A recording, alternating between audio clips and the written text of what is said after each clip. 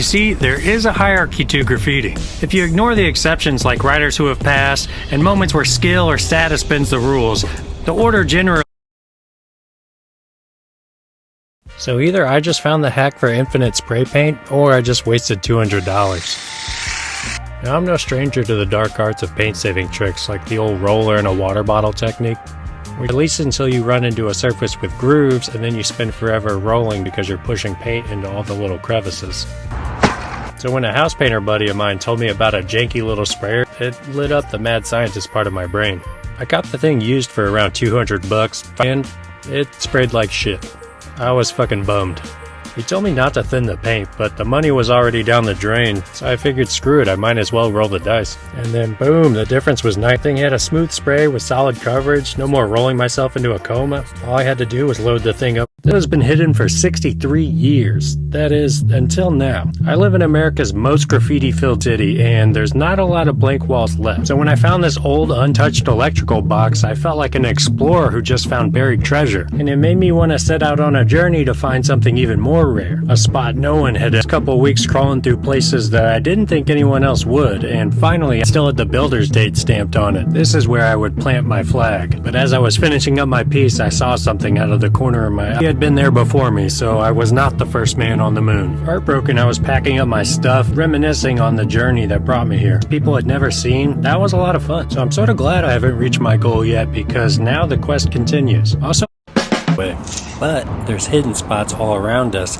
like little secret dungeons where art survives.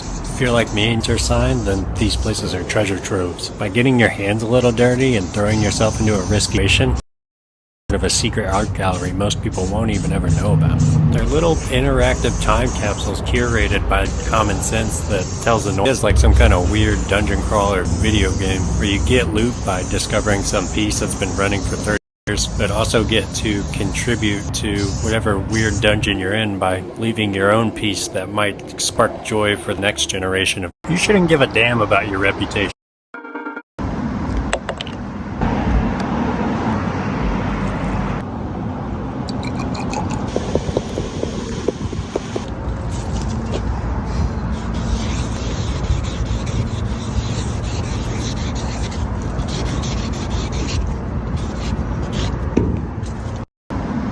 I'm about to expose the biggest lie in graffiti.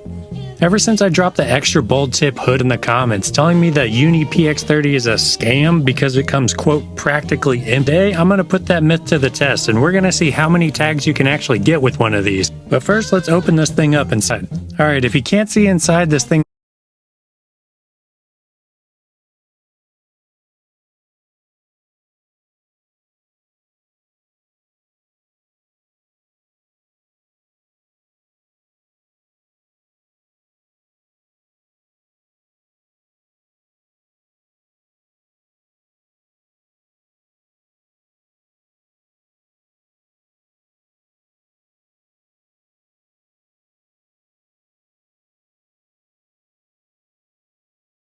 like, wow. So I've been getting my lashes done since I was in like 10th grade. You know what? Okay. So, what were you doing out here, dude? But I didn't expect to meet you out here at the Tomb of the Mafia. I never thought I would see you ever. I don't want to think about. I don't want to think about that, man. No, if you weren't there, I would have died. Like, It was true. Marlowe had probably killed hundreds of players, and the fact that we were even alive right now was a miracle.